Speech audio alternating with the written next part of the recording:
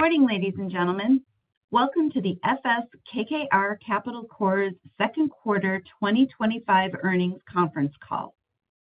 Your lines will be in a listen-only mode during remarks by FSK's management.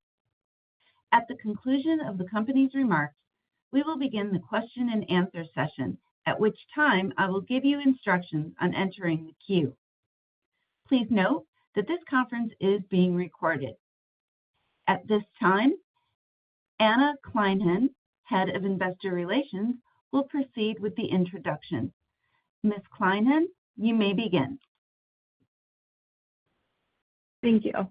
Good morning and welcome to KKR Capital Corp's second quarter 2025 earnings conference call.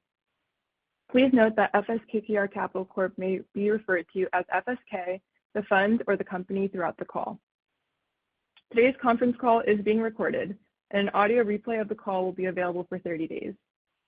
Replay information is included in a press release that FSK issued yesterday. In addition, FSK has posted on its website a presentation containing supplemental financial information with respect to its portfolio and financial performance for the quarter ended June 30, 2025. A link to today's webcast and the presentation is available on the Investor Relations section of the company's website under Events and Presentations. Please note that this call is the property of FSK. Any unauthorized rebroadcast of this call in any form is strictly prohibited. Today's conference call includes forward-looking statements and are subject to risks and uncertainties that could affect FSK or the economy generally. We ask that you refer to FSK's most recent filings with the SEC for important factors and risks that could cause actual results or outcomes to differ materially from these statements. FSK does not undertake to update its forward-looking statements unless required to do so by law. In addition, this call will include certain non-GAAP financial measures. For such measures, reconciliations to the most directly comparable GAAP measures can be found in FSK's second quarter earnings release that was filed with the SEC on August 6, 2025. Non-GAAP information should be considered supplemental in nature and should not be considered in isolation or as a substitute for the related financial information prepared in accordance with GAAP. In addition, these non-GAAP financial measures may not be the same as similarly named measures reported by other companies. To obtain copies of the company's latest SEC filings, please visit FSK's website. Speaking on today's call will be Michael Forman, Chief Executive Officer and Chairman, Dan Pietrzak, Chief Investment Officer and President, and Stephen Lilly, Chief Financial Officer. Also joining us on the call today are Co-Chief Operating Officers Drew O'Toole and Ryan Wilson. I'll now turn the call over to Michael. Thank you, Anna, and good morning, everyone. Thank you all for joining us for FSK's second quarter 2025 earnings conference call. During the second quarter, FSK generated net investment income totaling $0.62 per share and adjusted net investment income totaling $0.60 per share, as compared to our public guidance of approximately $0.64 and $0.62 per share, respectively. Our net asset value per share declined 6.2% from $23.37 to $21.93 during the quarter. Our operating results this quarter primarily were attributable to company-specific situations impacting 4 portfolio companies. Dan will provide significant detail on each company shortly. Our new investment activity has remained strong despite the still somewhat slow M&A environment. During the first half of 2025, the investment team originated $3.4 billion of investments, of which $1.4 billion were originated during the second quarter. We continue to find compelling ABF opportunities, and this segment of our portfolio remains a strong performer while also providing enhanced portfolio diversification. Additionally, we've continued to scale our Credit Opportunities Partners joint venture, which expands our investment funnel and delivers a consistent stream of recurring dividend income on both a quarterly and annual basis. On the right side of the balance sheet, we continue to maintain strong liquidity to support our funding needs, ending the quarter with $3.1 billion of availability across cash, unsettled trades, and undrawn credit facilities. Our 2025 distribution guidance remains in place, and we continue to expect our distributions during the full year will total $2.80 per share, comprised of $2.56 per share of base distributions and 24 cents per share of supplemental distributions. Our board has declared a third quarter distribution of 70 cents per share, consisting of our base distribution of 64 cents per share and a supplemental distribution of 6 cents per share. As we previously have stated, our 2025 distribution strategy was designed to provide shareholders with additional distributions from the spillover income that we have accumulated. As we approach our target spillover balance range, we expect our 2026 distribution strategy will be based on key factors, including prevailing interest rates, our overall portfolio yield, the spread environment with respect to new investments, and the weighted average cost of our liability structure. In keeping with our long-held view of providing as much transparency as possible to the market, we plan to provide additional details regarding our 2026 dividend strategy on our third quarter earnings call. And with that, I'll turn the call over to Dan. Thanks, Michael. I'll keep my macro and industry remarks brief this quarter, and instead focus my time discussing as many specifics as we can with regards to the four companies Michael referenced. In recent months, geopolitical tensions, regulatory changes, tariffs, and market volatility have combined to increase uncertainty about the timing of the resurgence of M&A transactions. While transactions have been getting done, global M&A volume is down close to 10% year over year. Despite these overall declines, our team evaluated more opportunities in Q2 than in any of the previous 8 quarters. This continued increase in deals screened, together with the recent legislative developments, supports our cautious optimism that conditions are aligned for an increase in M&A activity later this year and into next year. During our first quarter earnings call, we estimated that approximately 8% of our portfolio could have direct exposure to tariffs. Since then, the landscape has continued to evolve, with changes to both the countries impacted and specific tariffs. We have remained closely engaged with our portfolio companies and their sponsors, actively updating our analysis to reflect the latest developments. Based on this updated analysis, we estimate that our direct tariff exposure has declined and now falls within the low to mid-single-digit range. The companies which are either affected or potentially will be affected have been proactive in mitigating potential impacts, including exploring alternative supply chain strategies and passing through costs where possible. While our portfolio and the private credit market in general both continue to demonstrate stability, we experienced an increase in non-accruals this quarter due to specific situations with 4 companies. 3 of these companies are larger investments in our portfolio, which accounted for the negative move in our net asset value during the quarter. Comments regarding the 4 companies are as follows. Our first lien last out positions in Production Resource Group, or PRG, were added to non-accrual, contributing $198 million of cost and $122 million of fair value collectively.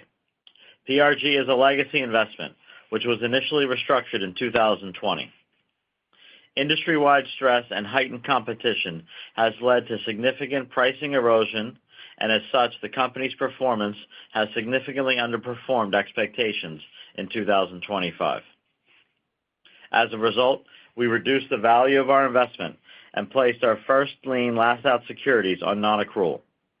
We are working toward a full restructuring of the business and will provide updates as they become available. Our first lien senior secured positions in 4840 were added to non-accrual during the quarter, contributing $188 million of cost and $91 million of fair value collectively. 4840 is one of the nation's largest wood pallet manufacturers and recyclers. The company has been negatively impacted by post-COVID normalization trends such as inventory destocking. While the company has continued to make interest payments, we made the decision to place the investment on non-accrual status as we work through next steps with the company and the sponsor. FSK's second out first lien loan to Kleinmeyer Berndsen Services, or KBS, was added to non-accrual, contributing $94 million of cost and $48 million of fair value. KBS is a large provider of janitorial and cleaning services to nationwide retailers and offices. The company completed a consensual restructuring in early 2024, and since then has successfully focused on new business development, value creation, operational improvements, and cost reductions. The company's performance has stabilized, and we have received indications of interest in purchasing the business from strategic third parties. This process is evolving, and we will update the market as we learn more. Lastly, our first lien and second lien investments in Worldwise were added to non-accrual, contributing $20 million of cost and $11 million of fair value collectively. The company is a pet products provider, which was restructured during the fourth quarter of 2024. In connection with the restructuring, the sponsor contributed $42 million of equity, resulting in a $30 million debt paydown at par across KKR funds. Following the restructuring, the business has faced headwinds from tariffs and softer consumer demand.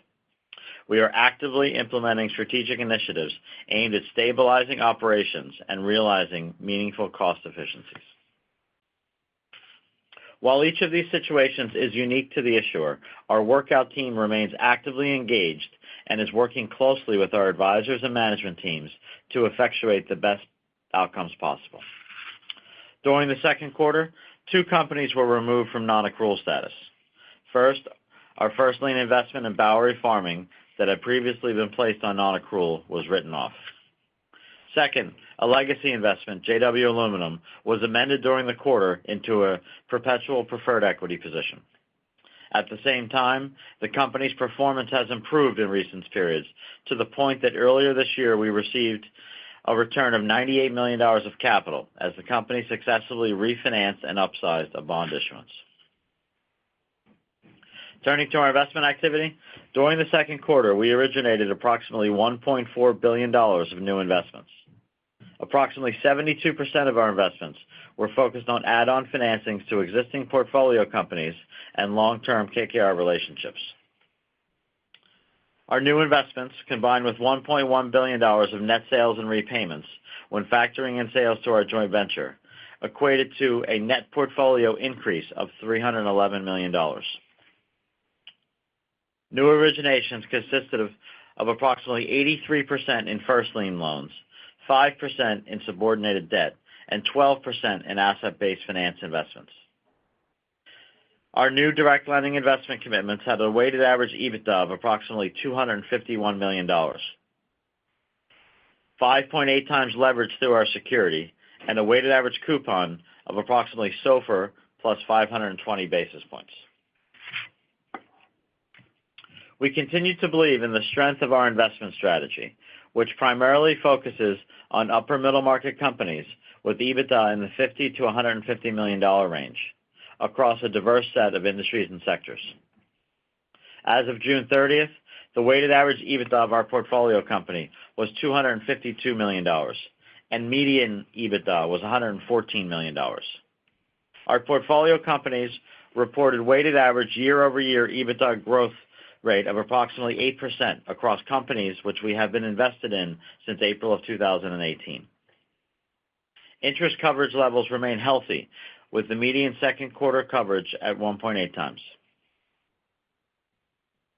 As of the end of the second quarter, non-accruals represented 5.3% of our portfolio on a cost basis and 3% of our portfolio on a fair value basis.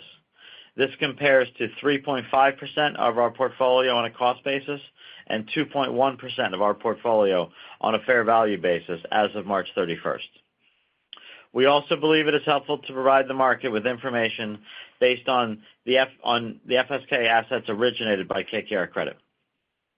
Non-accruals relating to 91% of our total portfolio, which has been originated by KKR Credit and the KKR advisor, were 3.8% on a cost basis and 2% on a fair value basis as of the end of the second quarter.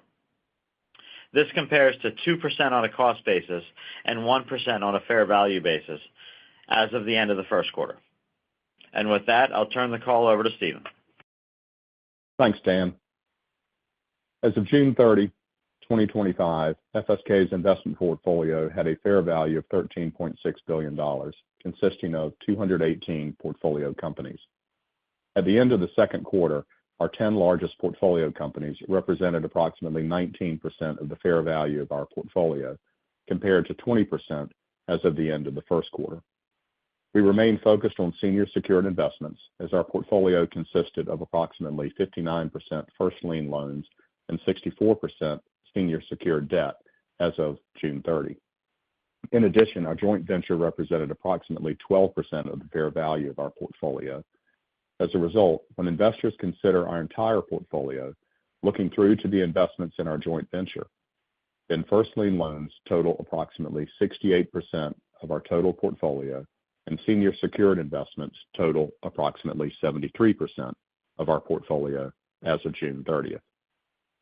The weighted average yield on accruing debt investments was 10.6% as of June 30, a decrease of 20 basis points compared to 10.8% as of March 31st. As a reminder, the calculation of weighted average yield is adjusted to exclude the accretion associated with the merger of FSKR.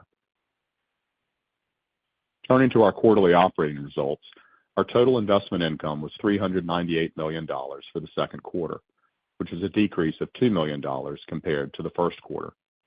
The quarter-over-quarter change in total income was primarily driven by the decline in interest income as a result of investments that were placed on non-accrual during the quarter, coupled with lower fee income due to a more normalized origination quarter. The primary components of our total investment income during the second quarter were as follows. Total interest income was $298 million, a decrease of $4 million quarter-over-quarter. Dividend and fee income totaled $100 million, an increase of $2 million quarter-over-quarter. Our total dividend and fee income during the quarter is summarized as follows. $59 million of dividend income from our joint venture, other dividends from various portfolio companies totaling approximately $32 million during the quarter, and fee income totaling approximately $9 million during the quarter. Our total expenses were $225 million during the second quarter, which is an increase of $12 million compared to the first quarter. The quarter-over-quarter change in total expenses primarily was driven by an increase in interest expense due to higher leverage utilization during the quarter to grow our joint venture. The primary components of our total expenses were as follows. Our interest expense totaled $125 million, an increase of $12 million quarter-over-quarter. Our weighted average cost of debt was 5.3% as of June 30th. Management fees totaled $53 million, an increase of $1 million quarter-over-quarter.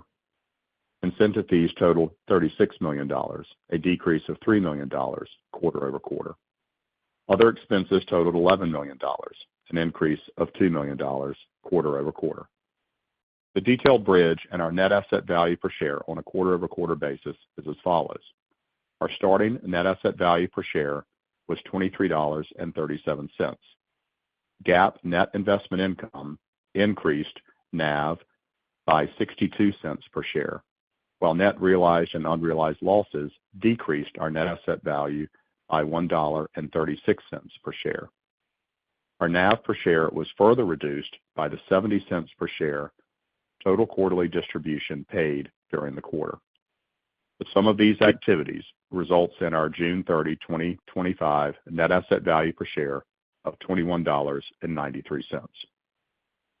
From a forward-looking guidance perspective, we expect third quarter 2025 GAAP net investment income to approximate 58 cents per share, and we expect our adjusted net investment income to approximate 57 cents per share.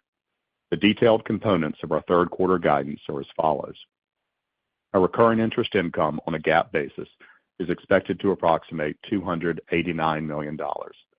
We expect recurring dividend income associated with our joint venture to approximate $55 million. We expect fee and other dividend income to approximate $30 million. The decrease quarter over quarter is due to lower ABF dividends projected in the third quarter. From an expense standpoint, we expect our management fees to approximate $51 million. We expect incentive fees to approximate $34 million. We expect our interest expense to approximate $116 million, and we expect other G&A expenses to approximate $10 million. Turning to our capital structure, in June, we closed on a new 5-year, $400 million bilateral lending facility with CIBC priced at SOFR plus 175 basis points, thereby further extending our maturity ladder. Additionally, after quarter end, we further enhanced our liquidity and debt maturity profile by closing an amendment to our senior secured revolving credit facility. The amendment provides for, among other things, an increase of total commitments from $4.6 billion to $4.7 billion, an extension of the maturity date to the third quarter of 2030, and a reduction in spread by 10 basis points. As of June 30th, our gross and net debt to equity levels were 131% and 120% respectively, as compared to 122% and 114% as of March 31st. Our leverage remains within our target range of 1 to 1.25 times net debt to equity. At the end of the second quarter, our available liquidity was $3.1 billion, and approximately 54% of our drawn balance sheet and 42% of our committed balance sheet was comprised of unsecured debt. Our next unsecured debt maturity occurs in the first quarter of 2026 and represents approximately 10% of our committed capital structure. With that, I'll turn the call back to Michael for a few closing comments before we open the line for questions. Thanks, Stephen. As we look toward the second half of the year, we acknowledge the significant work currently taking place with regard to the 4 companies Dan mentioned. Since its establishment in 2018, investments originated by KKR Advisor consistently have performed meaningfully better than the BDC's industry's long-term average non-accrual rate of 3.7%. We look forward to bringing this quarter's non-accrual rate more in line with this and ultimately below this industry average. We are confident in our team and in our ability to navigate periods of stress, which inevitably occur from time to time. As always, we appreciate your participation on the call today and for your interest in FSK. Operator, we'd like to open the line for questions. Thank you. At this time, we will conduct the question and answer session. As a reminder, to ask your question, you will need to press star 11 on your telephone and wait for your name to be announced. To withdraw your question, please press star 11 again. Please stand by while we compile the Q&A roster.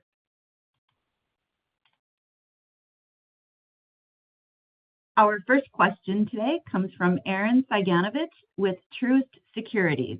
Your line is open. Hi, thanks. There's been a lot of discussion about the investing environment picking up in the second half, and folks are quite busy in a typically slow August period. What are you seeing on your end, and what are you thinking about in terms of originations in the second half? Yeah, and Aaron, it's Dan. Thanks for the question. I think just 2 things I want to start with. First, clearly this is a bit of a harder quarter for us, right? So we know we have some work to do as we go forward, and I want to make sure it's clear the team is focused on that. And before I get to your question, just second, I did want to acknowledge the senseless and tragic events in New York City last week. All the businesses, the people, and the families impacted by these events are in our thoughts and prayers. I think when we get to the investing environment, I think the way you put it's well said. People are busier now, I think, than they've been in some time. Just from a pure, deal count perspective, we've looked at more deals in Q2 than we have in, I think, the prior 8 quarters. That was off of a very kind of ugly April on the other side of Liberation Day. So I think that, the key data points hold, right? There is significant pressure from LPs. to get cash back from their private equity GPs. We continue to hear that. We know there's a lot of dry powder in kind of newer vintage private equity funds that I think is looking to deploy. I think we've probably seen more activity in names that, where they don't have to talk about tariffs or sort of worry about tariffs. But definitely a certain amount of green shoots. That said, I am expecting still bouts of volatility to sort of play through, but again, busier this past quarter than we've been for a while. Great, that's helpful. And then I appreciate all of the details about the 4 companies that you have on non-accrual and the information around that. Beyond those 4 companies, in terms of like a watch list, do you have any others that are bubbling up to the top, or maybe you could just talk a little bit about the portfolio performance at a portfolio company level for the rest of the portfolio?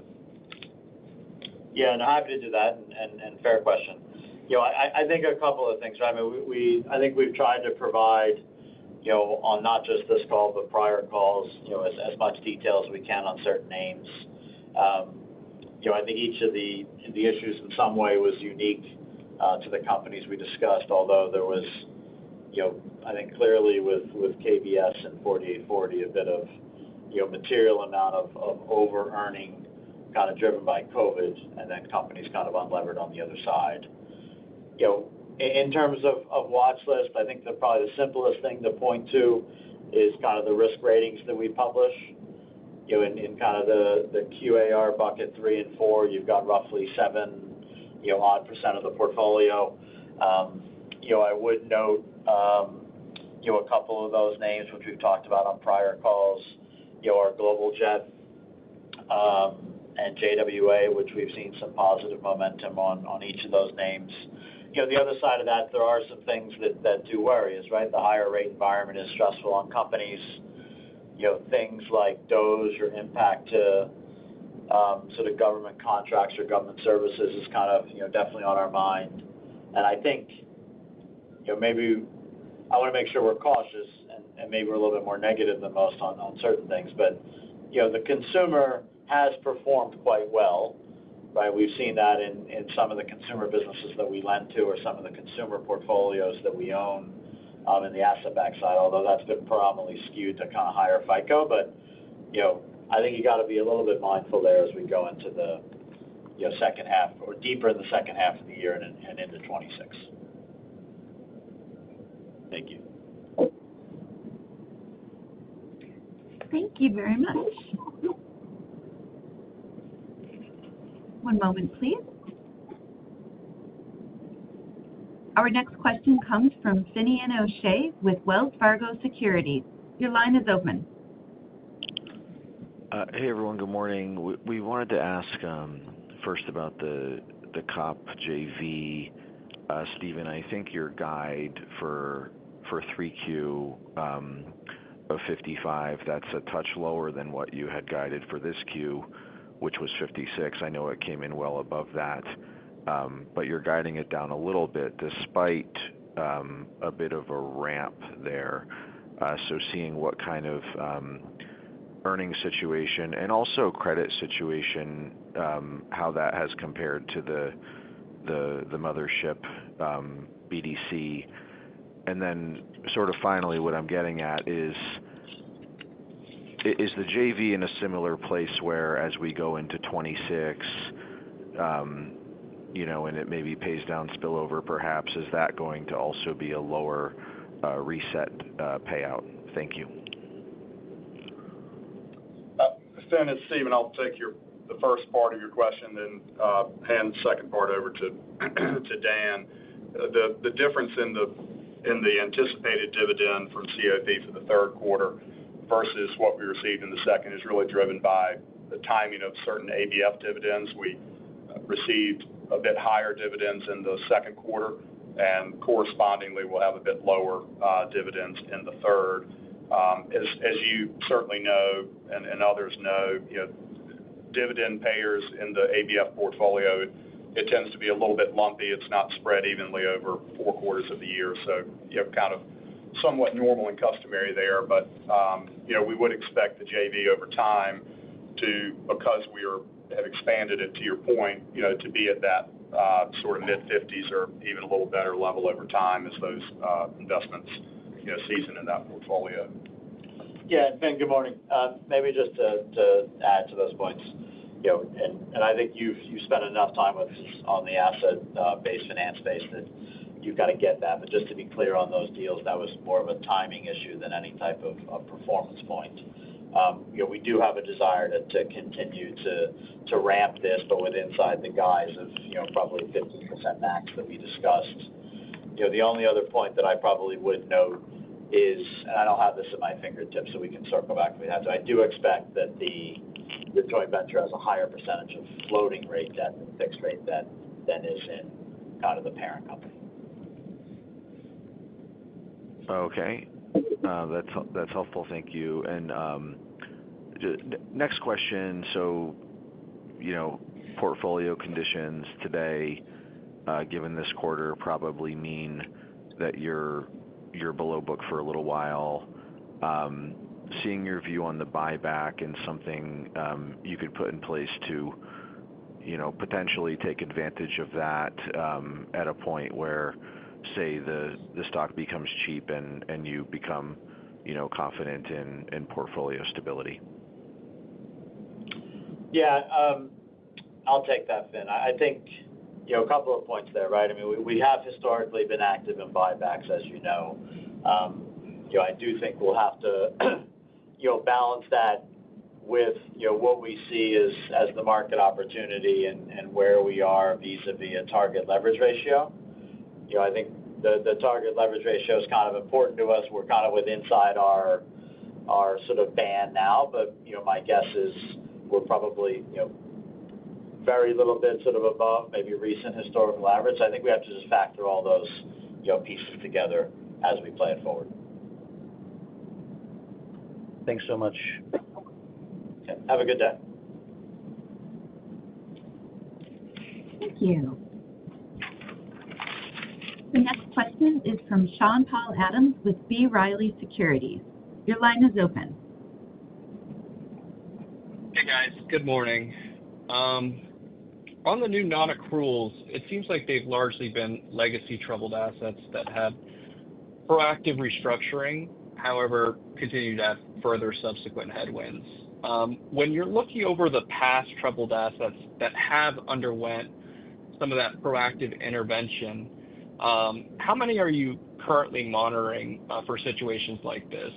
Out of Worldwise, Keller Meyer, and Alacrity, it seemed that there was a significant change in quarter-over-quarter marks. So just if you could provide any more color on that. Yeah, no, I'm happy to do that. And I think just for the sake of clarity, you are correct in the sense that, KBS has been, for lack of a better word, going on for a period of time. PRG would be the same. PRG had an initial restructuring in 2020, but that was in the depth of COVID. It's a business that focuses on, Broadway and sort of entertainment. So obviously revenue, went to zero, and quite frankly, it was probably over-levered going into that. But just to, the KBS 4840 and Worldwise were, regular way sort of KKR originations. When we call something legacy, it would have been kind of prior advisor that would have been PRG. I think our workout team's done a good job. We've got a strong group of people from, the leadership of that team to the various folks along the, with skill sets of financial kind of modeling / financial restructuring skills, bankruptcy lawyers, even down to some PE experience to where we have to sort of run these. And I do think in some ways that workout term is probably a little bit of a misnomer, right? That team is getting involved the moment something goes on the watch list. In some ways, some of the most value that gets added from that is kind of at that stage because we can tighten up documents, try to de-risk the position. I think we talked about one of those names on our last call when we had a repayment of a company called 360, which was probably the biggest tariff exposure we had in the entire portfolio. That was gone on for an extended period of time. I think each of these is in a different spot, Sean Paul. Like the PRG name's been ongoing for some extended period of time. The lender group on KBS is working hard. That initial restructuring is probably only a year old. 4840 is still paying interest, so clear. I think just our expectation is that's where it's sort of trending. So the team's prepared to spend a significant amount of time to try to maximize the outcome, kind of maximize the return of capital. Got it. Very helpful. Thank you. Thank you. The next question is from Robert Dodd with Raymond James. Your line is open. Hi, guys, and kind of a short follow-up to Sean's. When we look at these assets that have kind of redefaulted, if you will, it does seem to be, from what I'm looking at, it's becoming a bit more common, and not just in your portfolio, right? There are other assets around the space where we've seen the same kind of thing. I mean, is there a theme or anything? I mean, obviously, yes, it's like you point out, for each individual asset, it's idiosyncratic, but there are increasingly, redefaults rather than new defaults, if you will, where struggling assets been restructured and then they're continuing to have problems, and the ones that didn't have problems to start with are doing okay. So I mean, is there a theme or anything that's leading to that? And it kind of ties into the should initial restructurings be more aggressive? Is there a problem? Would you have liked to have been more aggressive, but the lender group didn't want to be? I mean, any thoughts there? Well, it's an interesting question. I'm not sure there's a theme, Robert. I mean, and to be clear on the names here, I mean, there is another restructuring expected on PRG. KBS is more of a valuation point, and even though the company stabilized, I think that it's just been sort of delayed, and I think the churn numbers we've seen there have taken a longer sort of time period to maybe stabilize in a manner that we're sort of happy with or satisfactory to us and the lender group. I do think the one point you said in there is correct, and each of these situations is probably specific, is, are you able to, restructure it, sort of quote unquote enough? We have seen some names where and none of these are either left in the portfolio or would be extremely de minimis amounts. Are you able to get, and it's probably more highly correlated to if there's a larger 1L group in there, get the position, to a spot that you feel the go forward is self-sufficient versus maybe the capital structure sort of being too unlevered or too levered. So I don't think there's any themes. I think each of these is specific, but just to your specific point, the only name that we're talking about, actually, sort of quote unquote restructuring again of those four is PRG. The others is just downside versus, kind of prior market. Got it. Understood. Next one, flipping the topic. On the, you mentioned you've seen more deals to review than any time in the last 8 quarters. I mean, how realistic now, given, we're in August and there's only 4 months left in the year, is it for any of those to a material number of those, to close this year? I mean, is the optimism, should we be looking more at 26? Is there enough time for the end of this year to actually see a real rebound in activity? Yeah, I mean, I think from the numbers perspective, I think you're correct, right? Because deals being reviewed now, would go through kind of the regular way investment process for 4, 6, 8 weeks, and they probably take on average 2 months to close. Some things could be faster, some things could have a longer sort of tail. But I think you did see some of that from our reduced fee income that you saw this quarter versus last quarter. I think that is a spot on a go forward basis that we would expect to see upside, at least from the the Q2 number, the only word of caution there is I think upfront fees and OID on new loans is, decently tighter now than it was a year ago. Got it. Thank you. Thank you. And our next question comes from Casey Alexander with Compass Point Research and Trading. Your line is open. Yeah, good morning. Thank you for taking my questions. And Dan, I echo your sentiments to our friends in Midtown. It's a really difficult situation for a lot of folks, and our heart goes out to them. It looks like it's pretty clear that the company is going to be, to a certain extent, restating its dividend philosophy. And at one point in time, the company had what you could describe as a modified variable dividend, based upon earnings. And then you kind of got away from that for a year and a half or 2 years as you were working on the spillover. Is that what we should think about you going back to, which is, maybe a base and some supplemental that toggles with earnings? Or how does the company see reformulating that dividend policy? Yeah, Casey, it's a fair question. I think we wanted to, address that, a bit in kind of our prepared remarks in terms of, coming out kind of formally when we're on the call for sort of Q3. And you're correct. We did kind of lean into that, sort of variable dividend policy point. I think we tried to evolve or maybe thread the needle a little bit differently based upon, a feedback from maybe the market broader. Because if you do recall, our base used to be 60, then we upped it to 64, then we put the supplemental in place to almost get to that variable sort of point, and then we actually added a special on top, for a handful of quarters. I do think, I think we need to kind of acknowledge, and I'm sure, Casey, you get this in reading your reports. Spread environment is down, right?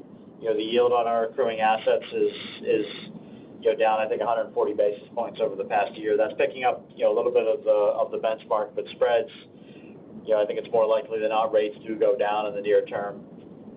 I mentioned kind of that fee income point, but maybe with rates coming down, we could see a little bit of spread widening to sort of offset that, but it will not be kind of basis point for basis point in my mind. I think we've been very happy with what we've done on the liability side of our balance sheet. Stephen mentioned we're 54% on the unsecured side.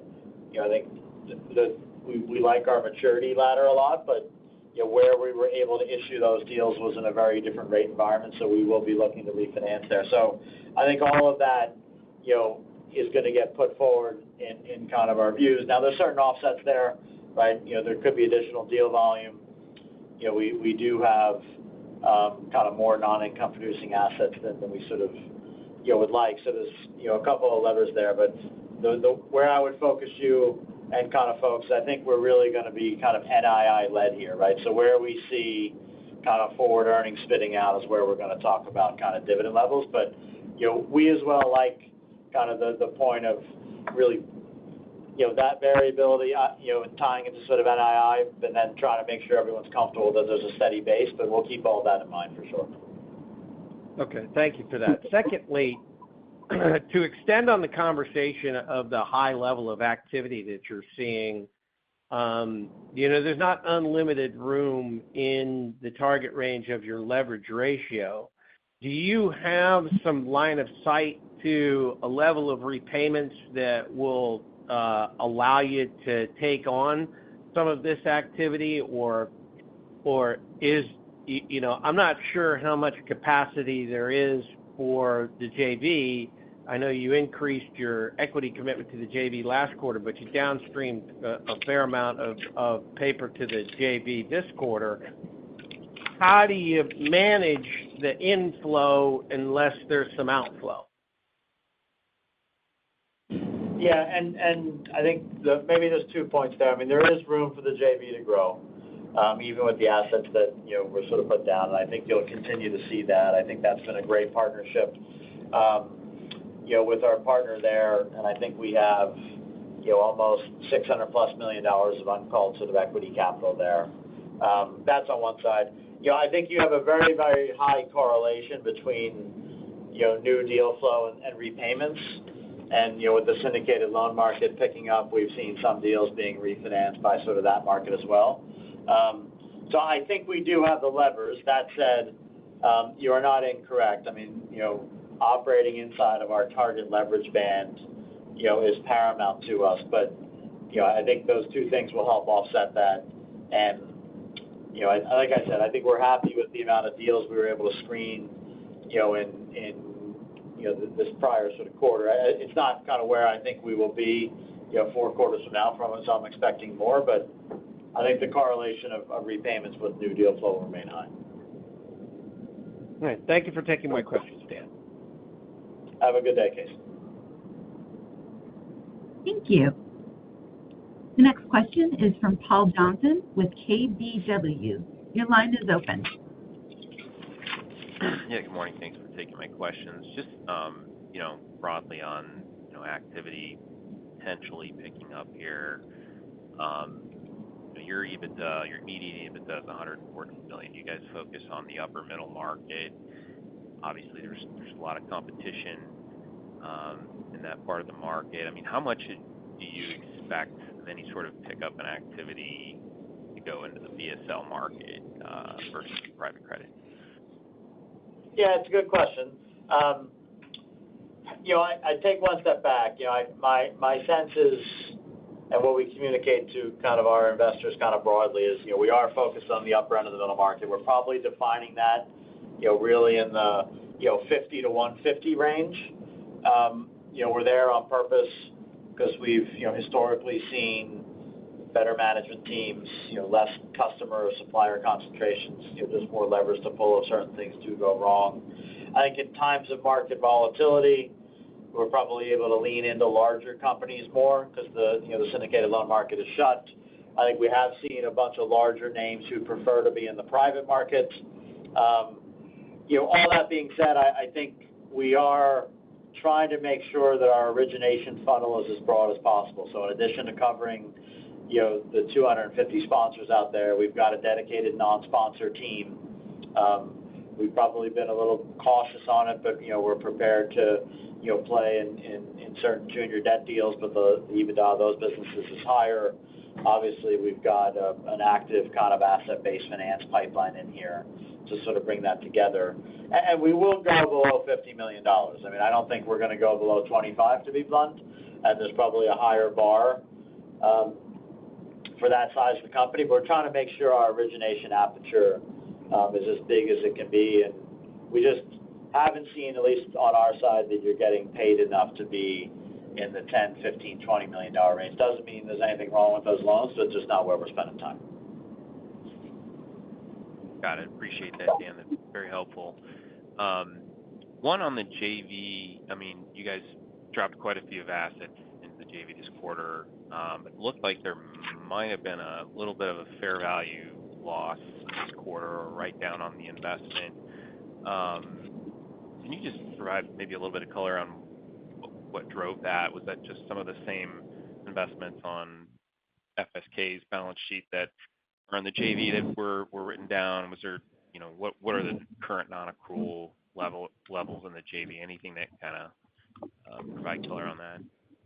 Yeah, no, and you're correct. I mean, we did kind of drop, sort of assets down in there. I think we've been, pretty happy with our inception to date performance on the joint venture. You are correct as well.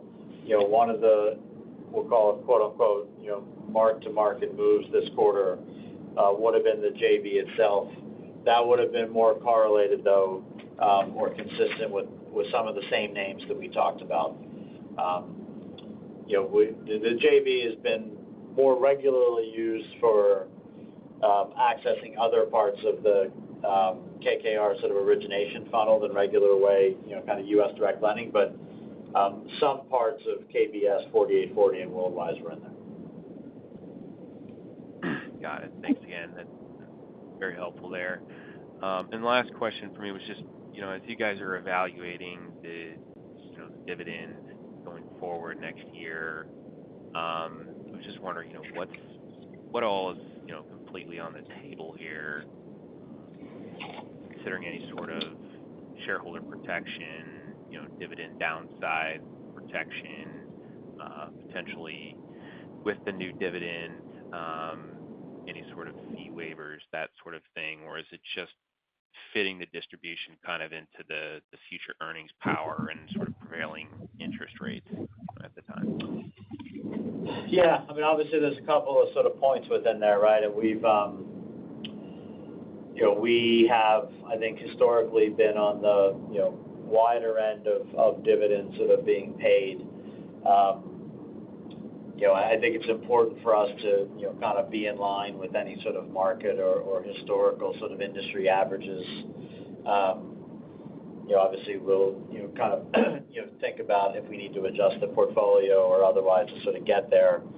I think the point that Casey raised in a prior question was an interesting one, right? We've talked about, our dividend policy now for some time is kind of a base and supplemental concept. The supplemental either being just, being able to be paid in the future or having it at a fixed, actually, payout number.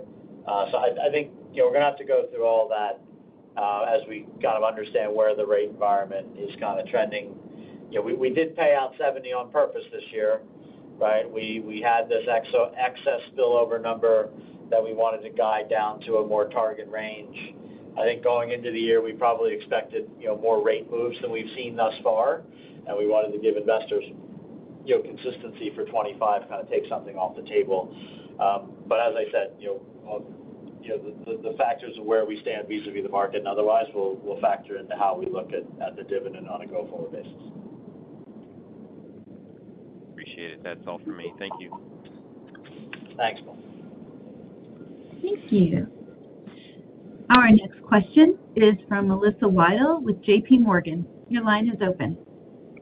Good morning. Thanks for taking my questions. Most of them have already been asked and answered, but wanted to follow up briefly on the level of spillover income. I might have missed it, but can you give us a refresher memory on where that stands on a per-share basis after this quarter? Yeah, Melissa, it's Stephen.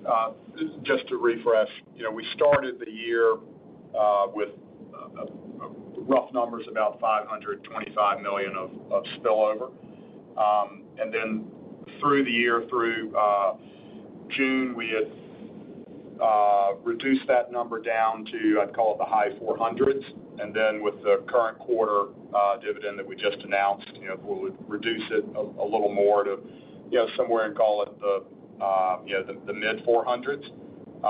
And we'll publish, obviously, intra-year, the team's making estimates because we don't have all the appropriate information, tax-wise and other items. So we'll publish again in the 10K, at the end of the year. But, we're sort of in that, call it, somewhat plus or minus the 450 range, I guess I would call it today.